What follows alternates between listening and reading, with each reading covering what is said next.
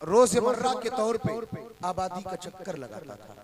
इमाम साहब के घर के करीब से गुजरा, उसने सवाल कर दिया कि मैं भूखा, मुझे कुछ खाने के लिए दे दो।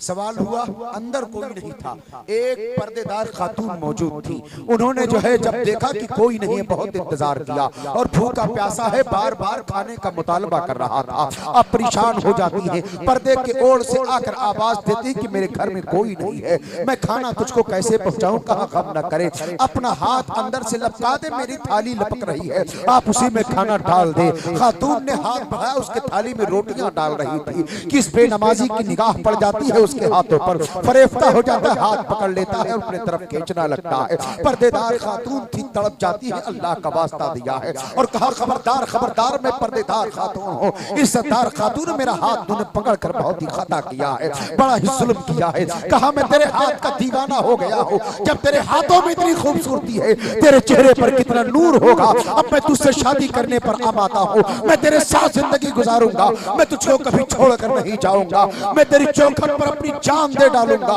लेकिन कभी तुझे छोड़कर नहीं जाऊंगा। मेरे प्यार को ठुकराना नहीं है, मेरी मोहब्बत को ठुकराना नहीं है, मैं तुझसे शादी करना चाहता हूँ। ये खातून पहले से शादीशुदा थी और गांव के मोहल्ले की जो मस्जिद थी उस इमाम की बीवी थी, अल्लाह अकबर, और वास्ता दे देकर बताना चाहा, लेकिन एक सुनने के लिए तैयार नहीं है, अपना सर मारने लगता है, परेशान हो जाता है। और उसके बाद खातून ने दामन छुड़ाना चाहा था तो कहा था, सुनो सुनो, बात ऐसी है, अगर तुम मुझसे शादी करना चाहते हो तो मेरे लिए क्या कर सकते हो। तो उस भिखारी बेनमाजी ने कहा था, मैं तुम्हारे लिए जो चाहो वो कर सकता हूँ, अपनी जान की बाजी लगा सकता हूँ। तो उसने खातून ने कहा था, मियाँ मुझे जान की बाजी की जरूरत नहीं है, मैं तुम्हारे खून की प्यासी नहीं हूँ, मैं तुम्हारी जानी दुश्मन नहीं हूँ, मैं तुम्हारी जिंदगी का खात्मा नहीं चाहती हूँ, मैं ये चाहती हूँ कि तुम नमाजी हो जाओ, तुम नमाज पढ़ने लगो। कहा ठीक है, इसमें कौन सी बड़ी बात है, मैं नमाज पढ़ने लगूंगा। कहा नमाज ऐसे नहीं पढ़ना है, कहा तो शहर की जामा मस्जिद है, उस मस्जिद में जाना, उसमें 40 वक्तों की नमाज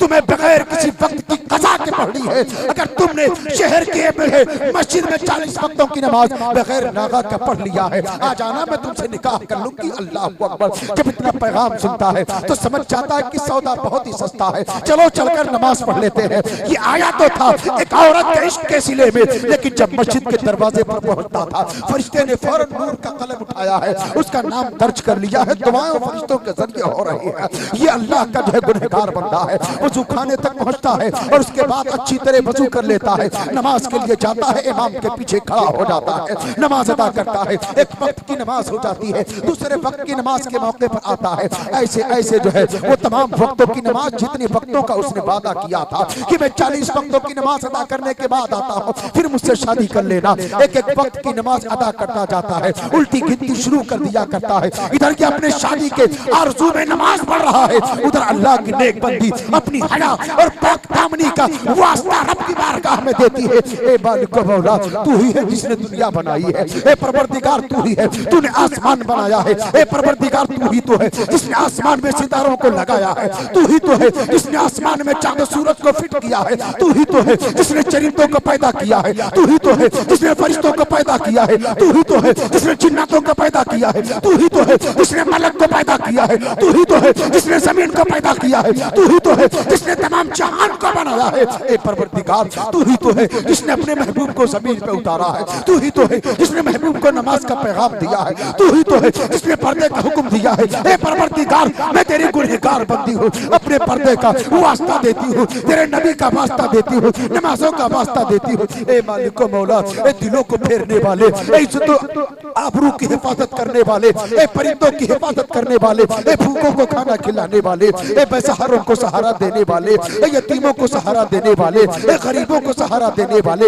ए गुनहगारों की मग़फ़िरत करने वाले, ए गुनहगारों की बख्शिश करने वाले, ए जहन्नमियों को जन्नत का पैगाम देने वाले, ए परवरदिगारा, मैं तेरी रहमतों का वास्ता देती हूँ। तेरी बंदी अपनी इज्जत और आबरू की भीख मांगती है। वो नेक खातून थी, आज की तरह औरतों की तरह नहीं थी कि औरतें जो आज की तरह की होती है, जब जो है उनको टाइम मिलता है तो नमाज नहीं पढ़ती, कुरान नहीं पढ़ती है, मोबाइल में सीरियल लगाकर बैठ जाती है और खुद देख देखती है अपने बच्चों को दिखाती है। जब बच्चा बड़ा होता है वही बेटा अपने माँ के गर्दन पे लात रखता है और माँ को धिक्कार कर घर से बाहर निकालता है। तो सिसकती हुई माँ जाती है, उलमा के पास जाती है, इमाम के पास जाती है, शिकायत करती है कि इमाम साहब बात ऐसी है, बच्चा जवान हो गया है, मेरी एक नहीं सुनता है, कल तो उसने मुझे लात भी मार दिया। ओ मेरी माँ, तू ही बताएगी ना कि तूने अपने बच्चे को अगर नमाज का दर्स दिया होता, जब तेरा बच्चा गोद में था तूने कुरान की लोरियां सुनाई होती, अगर नमाज का पैगाम दिया होता तो तेरा बेटा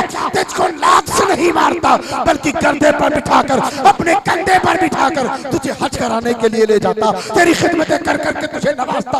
ओ मेरी माँ, तूने ही अपने बच्चे को गलत पैगाम दिया था। ऐसी माँ नहीं थी बल्कि नेक खातून थी, अपने दुपट्टे का वास्ता देती है, रब की बारगाह में दुआ करती जा रही है, आंखों से आंसू के कतरात जारी है। ए मेरे मालिक मौला, अब तो सिर्फ चंद दिनों का मामला है, अब वो आने वाला होगा। मैं पहले से किसी शौहर के निकाह में हूँ, मैंने तो जान छुड़ाने के लिए वादा कर लिया था। ए मालिक मौला, अब दिलों को फेरना तेरा काम है, तू ही तो दिलों को फेरता है, तू ही तो दिलों को फेरता है, तू ही तो बेनमाजियों को नमाजी बनाता है, तू ही तो गुनहगारों को जन्नती बनाता है, नेक और पारसा बनाता है। ए मालिक मौला, कर्जे की वो खातून ये कहना चाहती थी, ए मालिक मौला, तेरे गुनहगार बंदे को मस्जिद तक पहुंचाना मेरा काम था, उसके आगे ले जाना ये तेरा काम है। अल्लाह अकबर। वो दुआ पे दुआ करती जा रही है, इधर वो भी दुआ कर रहा है, या अल्लाह अब चंद वक्त और बची है, चंद वक्तों की नमाज और बची है, ये भी खत्म हो जाए तो जाकर शादी कर लूंगा।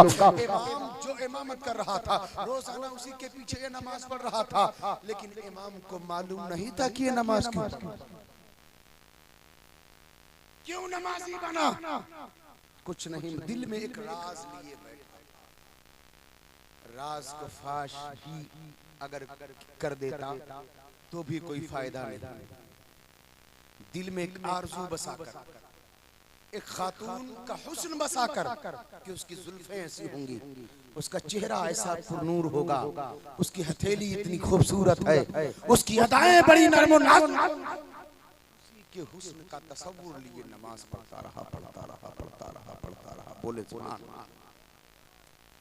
आखिरी वक्त जब 40वां वक्त बचा, दरवाजे पर आया, दस्तक दिया अंदर से, मोहतरमा तैयार रहिएगा, मैं आखिरी वक्त की नमाज अदा करने जा रहा हूँ। आपने कहा था ना कि शहर की जामा मस्जिद में 40 वक्तों की नमाज बिला नागा पढ़ लेना, मैंने बिला नागा 39 वक्तों की नमाज अदा कर ली है, ये मैं आखिरी नमाज अदा करने जा रहा हूँ। आपके वादे के मुताबिक आप निकाह के लिए तैयार रहना। खातून ने अपने आंसुओं को अपने आंचल में समेट लिया, रब की बारगाह में शुक्र अदा किया कि मौला जो तेरी मर्जी होगी उसी पर तेरी बंदी राजी है। तेरी बंदी इंतजार कर रही है कि तेरे दरियाए रहमत, तेरे फैजाने करम, तेरे दरबार से फैसला क्या आता है। मुकद्दमा तो मैंने तेरे बारगाह में पेश कर दिया। आया, नमाज अदा किया, बातें धीरे धीरे लीक कर गई कि ये नमाजी क्यों बना।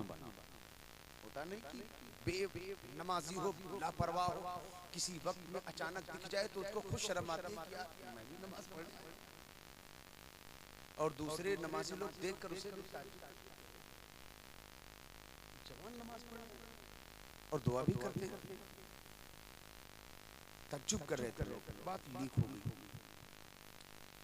जब 40 वक्तों की नमाज पूरी हो गई, किसी ने कान में सरगोशी किया, मियाँ अब मस्जिद में क्या कर रहे हो, चलो अब तो तुम्हारे दूल्हा बनने का वक्त आया। कहा कौन दूल्हा, कैसी शादी, कौन खातून, नहीं मालूम मुझे किसी शादी के बारे में। कहा मियाँ कैसी बात करते हो, अभी आप नमाज से पहले आपने जिक्र किया था कि आपका कोर्स पूरा होने वाला है। कहा नहीं, अब तक मैं नमाज पढ़ रहा था शादी के चक्कर में, लेकिन इस नमाज में अल्लाह ने मेरे दिल को पुरनूर बना दिया है। मेरे दिल पर अब किसी खातून का हुस्न नहीं, मेरे परवरदिगार का जमाल चढ़ गया है, और जिसके दिल पर परवरदिगार का जमाल छा जाता है ना, उसे दुनिया का हुस्न रास नहीं। इसलिए अगर इतना बड़ा गुनहगार अगर किसी जाहिरी दुनियावी मोहब्बत के फेवर में आके अगर नमाज पढ़ने लगे तो अल्लाह रब्बुल इज्जत उस दुनियावी मोहब्बत के बदले में भी उसको ऐसा पाकीज़ा बना देता, ऐसा पाकीज़ा, ऐसा पाकीज़ा, ऐसा पाकीज़ा, ऐसा पाकीज़ा कि फिर वो ऐसा हो जाता है कि जैसे अभी अभी अपने माँ के पेट से जन्म। अब आप पूछेंगे कैसे? हदीस पाक है, जब बंदे मोमिन वजू करने के लिए बैठता है ना, हाथ में जब वो पानी लेता है और जब पानी उसके हाथों से जुदा होता है तो जैसे पानी का कतरा गिरता है ना, पानी के कतरे के साथ उसके तमाम गुनाह झड़ जाएगा। 40 वक्तों तक बराबर वजू के साथ नमाज पढ़ना इस बात पर दलील है कि उसके तमाम गुनाहों को अल्लाह रब्बुल इज्जत ने उसके वजू के साथ उसको साफ कर दिया। मेरे भाई, अगर एक वक्त की नमाज पढ़ोगे तो कम से कम आपके जिस्म पर जितने बाल हैं और बाल सबके सब गुनाहों में डूबे हैं, एक बाल तो गुनाहों से हल्का होगा। सुभान अल्लाह।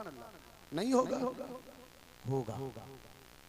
आए जरा आप मुलाहिजा तो करें, तारीख आपको कैसे कैसे गुल गुल दिखाती है। शादी जिसका तस्वुर ही एक जवान को खुशियों में माला माल कर देता है कि मेरे भी शादी का दिन आ गया, मैं भी दूल्हा बनूंगा, मेरी भी बारात उठेगी, मेरे शहर पर सेहरा है, मेरा बाप भी खुशियों की गीत गाएगा। जी, शादी एक ऐसा नाम है जिससे हर जवान मचल जाता है और बच्चियां सहम जाती हैं। क्यों? क्योंकि अपने बाबा का आंगन छोड़ना पड़ता है, जुदा होना पड़ता है। फिर 25 साल की वो कड़ियल जवानी से लेकर पैदा होने से लेके बचपन से लेके 25 साल जिंदगी, 20-22 साल की जिंदगी का एक एक लम्हा, एक लम्हे में, चंद घंटों में उसकी निगाहों में आता है गर्दिश कर